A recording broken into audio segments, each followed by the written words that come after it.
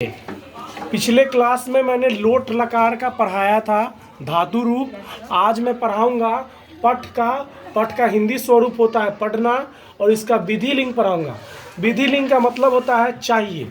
ठीक है, ये जो आप देख रहे हैं बोर्ड पर, ये पहले से मैं लिख करके रखा हूँ ताकि इसका वीडियो मैं शॉर्ट बना सकूँ, ताकि अच्छे से समझ में आए। और इसलिए मैं लिखने के दौरान नई वीडियो क्रिएट करता हूँ ताकि यह लंबा वीडियो बन जाए। तो इसलिए मैंने लिख करके और तब वीडियो बनाना सोचा। और जैसा कि आप लोग जानते हैं कि संस्कृत भाषा में वचन 3 प्रकार के होते हैं। एक वचन जो एक का बोध करे, द्विवचन जो 2 का बोध करे, बहुवचन जो बहुत सारे लोगों का बोध करे। उसी के हिसाब से आता है पुरुष, प्रथम पुरुष, मध्यम पुरुष और उत्तम पुरुष। यह सब्जेक्ट के हिसाब से यानी कि कर्ता के हिसाब से यह पुरुष का निर्माण होता है। ठीक है, इसके भागों में बांटा जाता है। तो आपके सामने समक्ष है यह प्रथम पुरुष। तो प्रथम पुरुष में दिया हुआ है आपका एक वचन में पठेत। समझे, इसका मूल स्वरूप पठ होता है। इसका मूल स्वरूप पठ होता है, लेकिन इसमें यह विधि लिंग है, इसलिए इसका होगा प्रथम पुरुष एक वचन में पठेत। पठेत का चिन्ह हो जाएगा, यदि किसी भी शब्द के अंत में अगर आप एत लगा दीजिएगा तो वो हो जाएगा विधि लिंग में। ठीक है, अब इसका अनुवाद देखेंगे तो यहाँ एक का बोध होता है, तो एक को पढ़ना चाहिए। ठीक है, यह किसी के फॉर्म में भी लग सकता है, जैसे उसे पढ़ना चाहिए, तो स पठेत, राम को पढ़ना चाहिए, रामस्य पठेत। समझ में आ रहा है? ये इसी प्रकार से होगा। इसी का द्विवचन आपको यहाँ दिया गया है पठेताम। पठेताम, इसका चिन्ह दिया हुआ है ए ताम।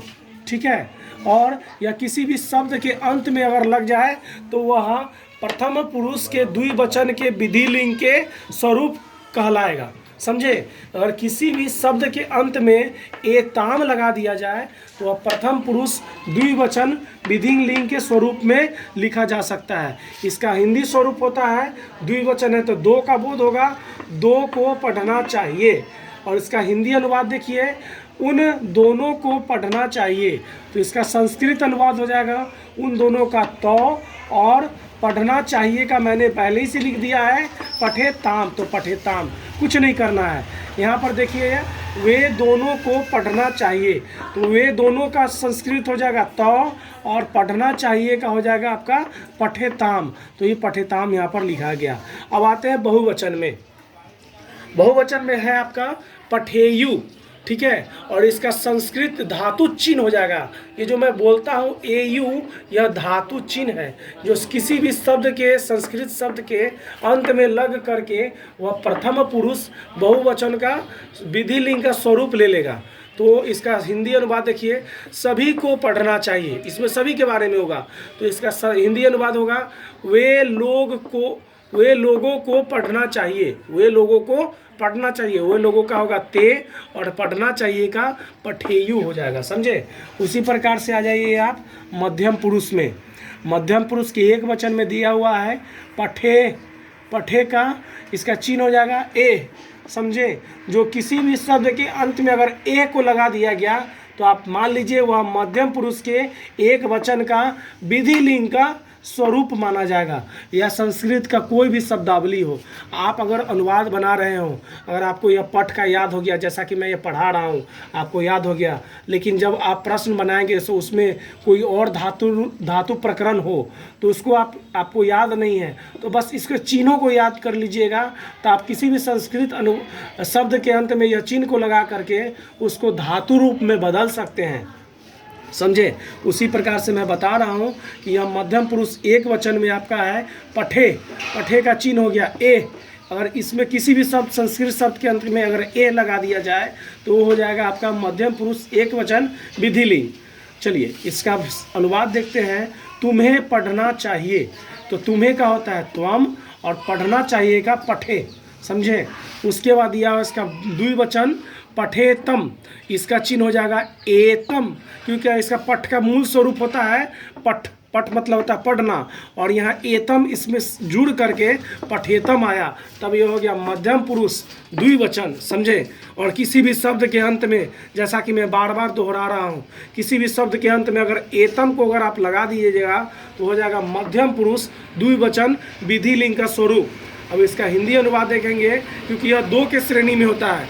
इसका हिंदी अनुवाद देखेंगे तो तुम दोनों को पढ़ना चाहिए, तो तुम दोनों का होता है युवाम, और इसका हो जाएगा इसका संस्कृत पठे तम, समझे।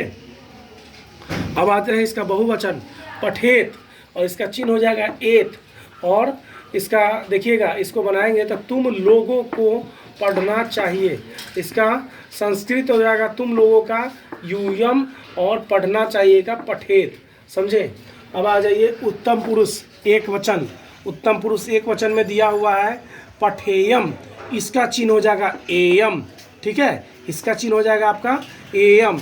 एयम अगर मान लीजिए इसमें कहा जाएगा पठेयम में इसका चिन्ह क्या है, तो इसका एयम, या किसी भी संस्कृत शब्दावली के अंत में लग करके उसको उत्तम पुरुष एक वचन विधि लिंग का स्वरूप दे सकता है, समझे। यहाँ मैं बार बार इस चीज़ को दोहरा रहा हूँ। और इसको मैं बनाना, अगर संस्कृत अनुवाद होगा जैसे मुझे पढ़ना चाहिए, तो मुझे का होगा अहम, और पढ़ना चाहिए का पठेयम। उसके बाद इसका द्विवचन आ जाइए पठेव, इसका चिन्ह आ जाएगा एव। किसी भी संस्कृत भाषा शब्द के अंत में अगर एव लगा दिया जाए तो वह हो जाएगा उत्तम पुरुष द्विवचन विधि लिंग का स्वरूप माना जाएगा। और इसका हिंदी अनुवाद देखिएगा हम दोनों को पढ़ना चाहिए, तो इसका हो जाएगा संस्कृत अनुवाद आवाम। आवाम मतलब होता है हम दोनों, और पढ़ना चाहिए का पठेम। उसी प्रकार से बहुवचन में आ जाइए पठेम, ठीक है। इसका चिन्ह हो जाएगा एम, और इसमें देखिएगा हम लोगों को पढ़ना चाहिए, तो हम लोगों का क्या होता है वयम होता है, और पढ़ना चाहिए का पठेम, जैसा कि यहाँ पर दे रखा है, समझे। और इसका हिंदी स्वरूप क्या होता है पढ़ना चाहिए, सभी को पढ़ना चाहिए, क्योंकि बहुवचन में सभी का बोध होता है, तो हम लोग में भी सभी का बोध होता है, इसलिए यहाँ पर वयम का हम लोग, वयम मतलब हम लोग, और पठेयम मतलब पढ़ना, सभी को पढ़ना चाहिए, यानी कि मतलब हम लोगों को पढ़ना चाहिए। हम लोग मतलब बहुत सारे, तो हम लोगों का वयम, और पढ़ना चाहिए का पठेयम। इसी प्रकार से पठ का विधि लिंग स्वरूप आप जैसा कि देख सकते हैं मैंने लिख दिया है। आप इस चीज़ को पहले देख लें शांतिपूर्वक, और उसके बाद धीरे धीरे करके कॉपी में इसको उतार करके और इसको पढ़ते जाएं। आगे चल करके मैं इसका भूतकाल और भविष्यकाल 2 बच गया है, उसका मैं वीडियो बना करके डाल दूंगा, आप ध्यान से पढ़ें। देखिए यहाँ पर एक और चीज़ दिया हुआ है, आप देख सकते हैं यहाँ पर यहाँ रामस्य लिखाया है। आप कहेंगे कि सर आपने जब ये पढ़ा रहे थे तो उसमें बोले थे क्या पिछले क्लास में कि राम रहेगा तो किसी भी शब्द के अंत में उसमें विसर्ग लगा दीजिएगा तो वो आप बन जाएगा, लेकिन यहाँ पर दिया हुआ है राम को पढ़ना चाहिए। यहाँ पर दिया हुआ राम को, तो को मतलब यह है कर्ता ने करण को, कर्ता ने करण को। इसलिए जब मैं आपको शब्दरूप पढ़ा रहा हूँ तो शब्दरूप का 2य प्रकरण पढ़िएगा तो बालकस्य होगा, ठीक है। तो बालकस्य यानी कि बालक को, तो इसमें राम को, तो इसलिए इसमें अस्य आ गया, समझे। तो रामस्य पठेत, समझे। यह सिर्फ संज्ञा के साथ लग सकता है, समझे। तो यह सर्वनाम के साथ इसका कोई प्रयोग नहीं किया जाता है। इसी प्रकार से यह क्लास को मैं यहीं खत्म करता हूँ।